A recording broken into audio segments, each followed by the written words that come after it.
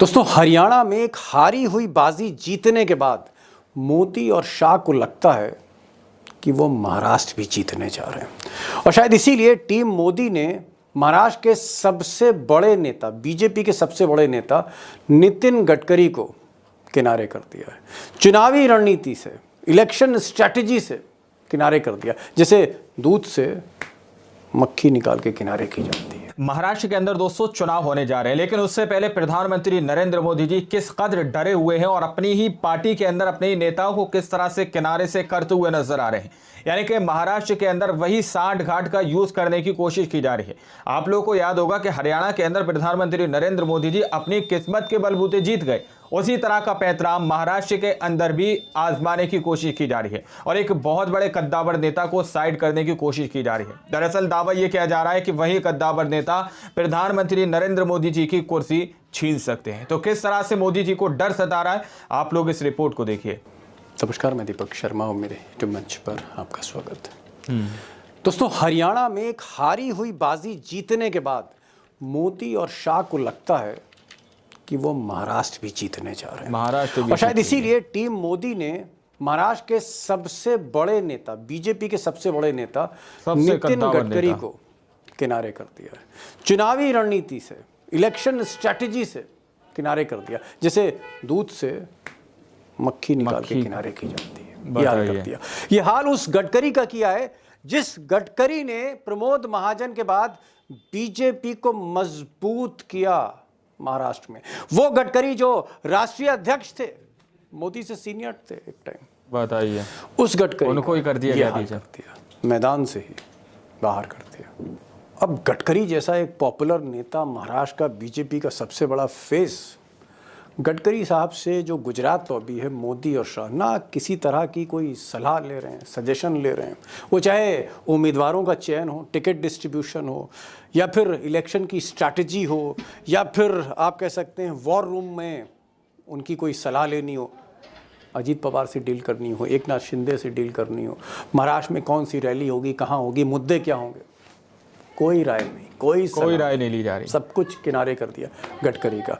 और ये भी बात सच है कि गडकरी को इससे पहले गुजरात लॉबी ने बीजेपी की पार्लियामेंट्री बोर्ड, संसदीय दल से भी बाहर कर दिया था, सेंट्रल इलेक्शन कमेटी से भी बाहर, यानी जो चुनाव की कमेटी है सबसे बड़ी, उससे भी निकाल दिया मिस्टर गडकरी को गुजरात लॉबी ने।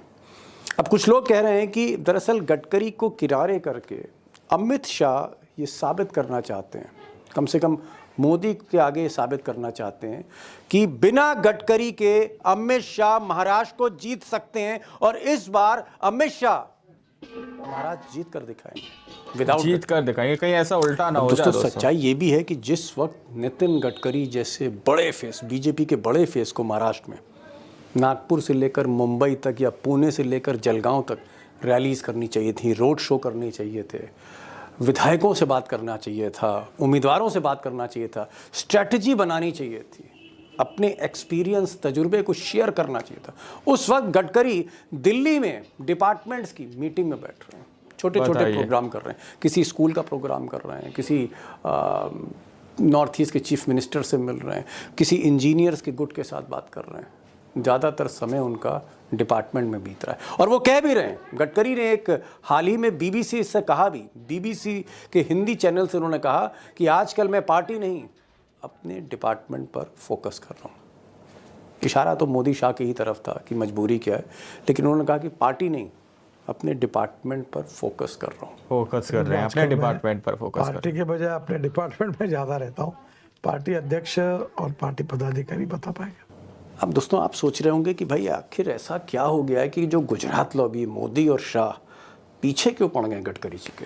कभी पार्लियामेंट्री बोर्ड से हटा देते हैं, इलेक्शन कमेटी से हटा देते हैं, उनसे कोई राय नहीं लेते, उनसे कोई मशवरा नहीं लेते, उनके मंत्रालय कम कर दिए, पीछे क्यों पड़ गए एक्चुअली में। और ख़ासकर 4 जून के बाद जब से मोदी जी अल्पमत सरकार में आए, जब से मोदी जी बैसाखियों के सहारे चलने लगे, नीतीश नायडू के सहारे, तब से उनको लगता है कि जो खतरा है गडकरी का, ये और ज़्यादा बढ़ गया है।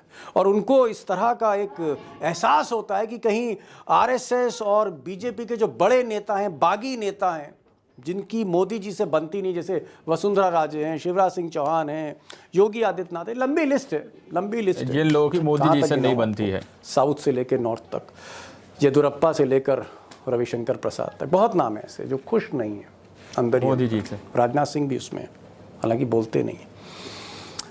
मोदी जी को लगता है कि कहीं गडकरी को आगे ना कर दिया जाए किसी आगे मोड़ पर, और पीएम की उनकी मांग कुर्सी करी थी ना चली गडकरी जी ने।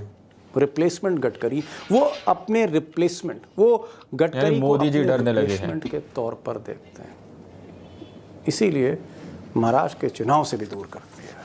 अकेले दम पर जीतना चाहते हैं महाराष्ट्र विदाउट गडकरी। बताइए। उधर गडकरी साहब का कहना है कि साहब मैं ना प्रधानमंत्री की रेस में था, ना ही मैं बहुत ज़्यादा मेरी दिलचस्पी है इस कुर्सी पर, मैं तो एक्चुअली प्रोफेशनल पॉलिटिक्स में भी इंटरेस्टेड नहीं हूँ। सुन लीजिए, गडकरी साहब को भी सुन लीजिए। देखो, मैं इतना कोई कैलकुलेटेड व्यक्ति भी नहीं हूँ, वेरी सिंपल पर्सन। दूसरी बात, मैं प्रोफेशनल राजनीतिज्ञ नहीं हूँ, धंधा नहीं राजनीति।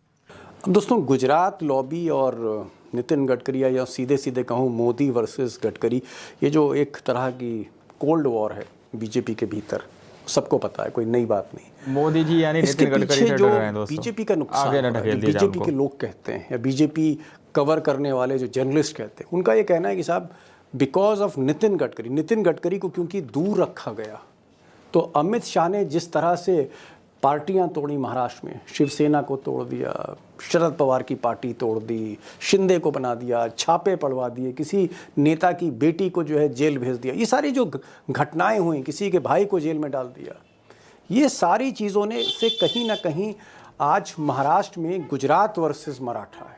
अगर नितिन गडकरी गुजरात होते वर्सेस तो मराठा, ऐसा नहीं ये एक होता। बहुत बड़ा मुद्दा नितिन है गडकरी मुंबई की का। वजह से नुकसान हो रहा है, जिस तरह से उनको दूर रखा गया है।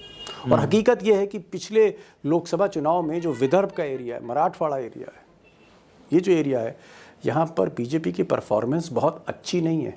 और इस बार विधानसभा में विदर्भ फिर से डिसाइसिव होने जा रहा है, फिर से निर्णायक होने जा रहा है। 62 सीट्स हैं यहाँ पर, और इस एरिया के, इस इलाके के सबसे कद्दावर नेता नितिन गडकरी हैं। और नितिन गडकरी को ही किनारे किया जा रहा है।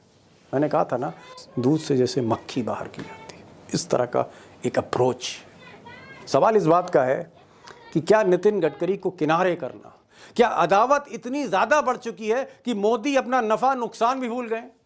अदावत और बगावत इतनी बढ़ चुकी है दोस्तों बीजेपी के अंदर, थ्रेट परसेप्शन है। और क्या इसका फायदा, ये जो विदर्भ की 62 सीट्स हैं बड़ी डिसाइसिव, क्या इसका फायदा कांग्रेस लेगी, इंडिया अलायंस लेगी, महाविकास अघाड़ी लेगी? अब एक क्वेश्चन, और आज मैं चाहूंगा कि इस सवाल का जवाब आपको दूं कि गडकरी से जो मोदी जी की लड़ाई है, इसका असर क्या होने जा रहा है महाराष्ट्र में, और इस लड़ाई की इंतहा क्या है, सीमा क्या है इसकी हद क्या है, और कितनी हदें अभी ये लांघेंगे गुजरात में। दो खास मेहमान हैं। सुधीर सूर्यवंशी साहब से कहा कि भाई टॉपिक नाजुक है, लेकिन आप आइए, बात करिए, इस पर करिए, बात करिए, टॉपिक बड़ा है, गोदी मीडिया तो चुप रहती है। सुधीर सूर्यवंशी जी को आज मैंने इनवाइट किया, वो तैयार भी हुए, और उमाकांत लखेड़ा से मैंने कहा कि आज जितना भी ज्ञान है गडकरी का और मोदी का, आज सारा ज्ञान उड़ेल दीजिए, सुनते हैं दोनों को।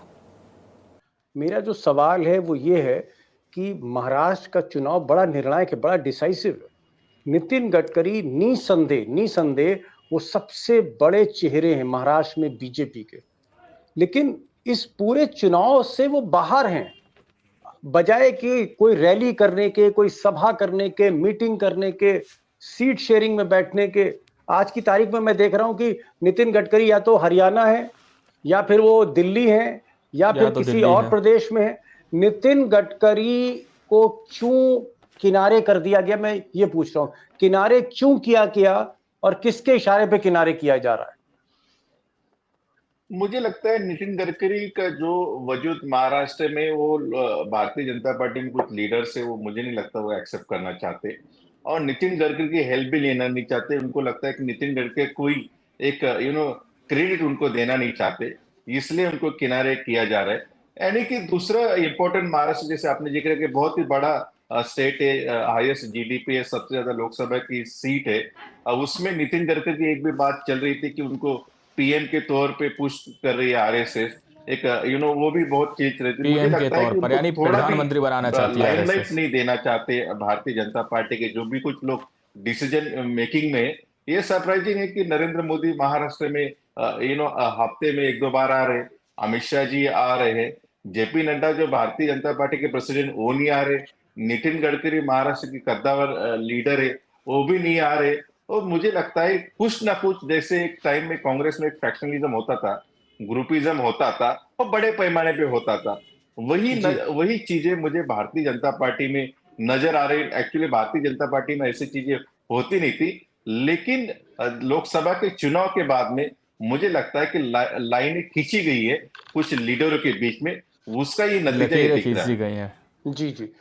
सुधीर सूर्यवंशी हैं, मुंबई से सीधे लाइव हैं। ये कह रहे हैं कि साहब नितिन गडकरी एक बड़े कद्दावर नेता हैं लेकिन गुटबंदी के शिकार हैं।